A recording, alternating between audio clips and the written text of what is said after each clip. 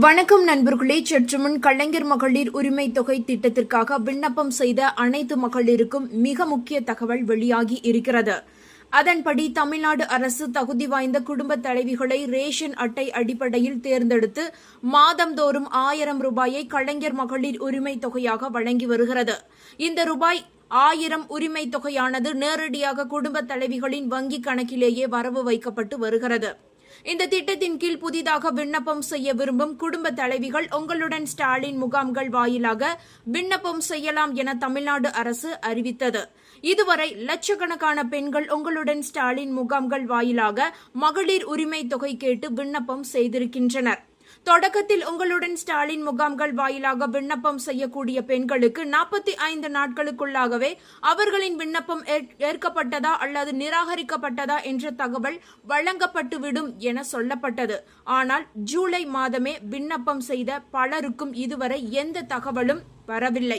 இந்த நிலையில் தங்களுக்கு மகளிர் உரிமை தொகை கிடைக்குமா கிடைக்காதா என்ற குழப்பத்தில் குடும்ப தலைவிகள் ஆழ்ந்துள்ளனர். இத்தகைய சூழலில்தான் தமிழ்நாடு அரசு மகளிர் உரிமை தொகை கேட்டு விண்ணப்பம் செய்தவர்களின் விண்ணப்பங்களை ஆய்வு செய்வதற்கான கள அதிகாரிகளை நியமனம் செய்திருக்கிறது. அரசு நியமித்திருக்கக்கூடிய இந்த அதிகாரிகள் நேரடியாக அந்த குடும்ப தலைவிகளின் இல்லங்களுக்கு சென்று கள ஆய்வு மேற்கொள்ள இருக்கின்றனர். ஒவ்வொரு குடும்பத்தையும் நேரடியாக அவர்களின் வீட்டிற்கு சென்று ஆய்வு செய்ய உள்ளனர். இந்த விண்ணப்பத்தில் அவர்கள் பூர்த்தி செய்திருக்கக்கூடிய விவரங்கள் உண்மைதானா, கலைஞர் மகளிர் உரிமை தொகை திட்டத்தின் கீழ் மாதந்தோறும் 1000 ரூபாய் பெறுவதற்கு இவர்களுக்கு உண்மையிலேயே தகுதி இருக்கிறதா, அவர்களின் பொருளாதார நிலை என்ன என்பன உள்ளிட்டவற்றை எல்லாம் ஆய்வு செய்ய இருக்கின்றனர். ஒரு நாளைக்கு குறைந்தது 100 விண்ணப்பங்களை கள ஆய்வு செய்து அதற்கான செயலியில் பதிவேற்றம் செய்து வருவதாக தகவல்கள் வெளியாகி இருக்கின்றன. சுமார் 17 லட்சம் பேர் விண்ணப்பம் செய்திருப்பதால் அந்தந்த மாவட்டங்களில் அந்தந்த ஏரியாக்களுக்கு என அதிகாரிகள் நியமனம் செய்யப்பட்டு அவர்கள் கள ஆய்வினை தொடங்கி இருக்கின்றனர்.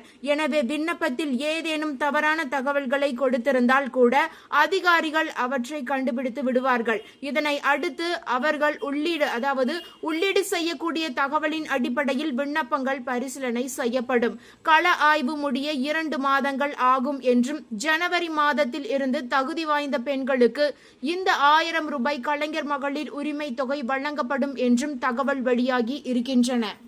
இதற்கிடையில் அரிசி குடும்ப அட்டைதாரர்களுக்கு அமைச்சர் சக்கரபாணி மிக முக்கியமான அறிவிப்பை வெளியிட்டு உள்ளார்.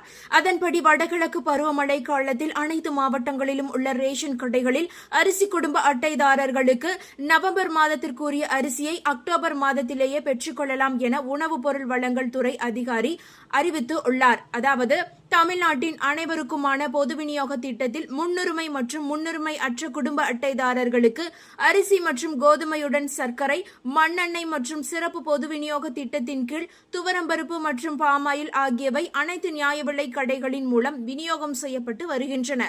தற்போது வடகிழக்கு பருவமழை காலத்தில் மழை அதிகம் பெய்யலாம் என்பதால் அதை கருத்தில் கொண்டு அரிசி குடும்ப அட்டைதாரர்கள் பயன் அடையும் வகையில் அனைத்து நியாய விலை கடைகளிலும் அரிசி குடும்ப அட்டைதாரர்கள் தங்களுடைய நவம்பர் மாதத்திற்குரிய அரிசியை மட்டும் அக்டோபர் மாதத்திலேயே பெற்றுக்கொள்ளலாம் என்று அமைச்சர் சக்கரபாணி அவர்கள் தெரிவித்து உள்ளார். அதாவது அக்டோபர் மாத ஒதுக்கீடான 12 to 35 கிலோ அரிசியை ஏற்கனவே பெற்றவர்களும் அக்டோபர் மாத அரிசி ஒதுக்கீட்டை இதுவரை பெறாதவர்களும் நவம்பர் மாத ஒதுக்கீடான 12 to 35 கிலோ அரிசியை இந்த மாதத்திலேயே பெற்றுக்கொள்ளலாம். நவம்பர் 2025 மாத அரிசியை அக்டோபர் 2025 மாதத்தில் பெறாதவர்கள் வழக்கம் போல் நவம்பர் மாதத்தில் தங்களுக்குரிய அரிசியினை பெற்றுக்கொள்ளலாம்.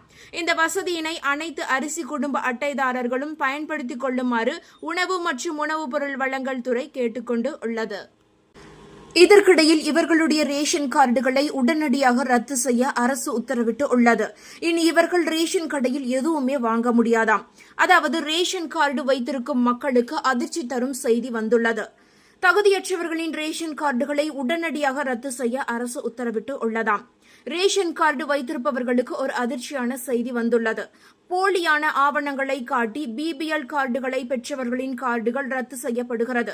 இதனால் தகுதியற்றவர்கள் ஏழைகளின் நலத்திட்டங்களை பெறுவதை தடுக்க அரசு நடவடிக்கை எடுத்துள்ளது. தகுதியற்றவர்களின் பிபிஎல் கார்டுகள் ரத்து செய்யப்பட்டு ஏபிஎல் கார்டுகளாக மாற்றப்படுகின்றன. அதாவது ரேஷன் கார்டு என்பது இந்தியாவில் ஒரு முக்கியமான ஆவணமாகும். தேசிய உணவு பாதுகாப்பு சட்டத்தின் கீழ் மக்களுக்கு மானிய விலையில் கோதுமை, அரிசி போன்ற உணவுப் பொருட்கள் வழங்கப்படுகின்றன. மேலும் பல நலத்திட்டங்களை பெறவும் இது உதவுகிறது. ஆனால் ஒரு சிறிய கவனக்குறைவு கூட உங்கள் ரேஷன் கார்டை ரத்து செய்ய வழிவகுக்கும். இதனால் அத்தியாவசிய அரசு நலத்திட்டங்களை பெறுவதிலும் பெரும் சிக்கல்கள் ஏற்படலாம். ரேஷன் கார்டில் KYC அப்டேட் செய்யாவிட்டால் ரேஷன் கார்டு ரத்து செய்யப்படும். உங்கள் ரேஷன் கார்டுக்கு KYC சரிபார்ப்பு செய்யவில்லை என்றால் அது செயலிழக்கப்படலாம் அல்லது நிரந்தரமாக ரத்து செய்யப்படலாம். தகுதியற்ற பயனாளிகளை கண்டறிய அரசு டிஜிட்டல் சரிபார்ப்பை மேற்கொண்டுள்ளது. அதனால்தான் இந்த நடவடிக்கை எடுக்கப்பட்டு உள்ளது. உங்கள் ரேஷன் கார்டை ஆதார் எண்ணுடன் இணைப்பது கட்டாயமாக்கப்பட்டு உள்ளது. ஆதார் இணைப்பு செய்யப்படாவிட்டால் அந்த ரேஷன் கார்டு ரத்து செய்யப்பட வாய்ப்புகள் அதிகம் இருக்கிறது. ரேஷன் கார்டில் குடும்ப உறுப்பினரை சேர்க்கும் போது அந்த உறுப்பினரின் ஆதார் கார்டும் ரேஷன் கார்டில் இணைக்கப்படுகிறது. அதில் ஏதேனும் மோசடி இருந்தாலும் ரேஷன் கார்டு சற்றும் யோசிக்காமல் ரத்து செய்யப்படும்.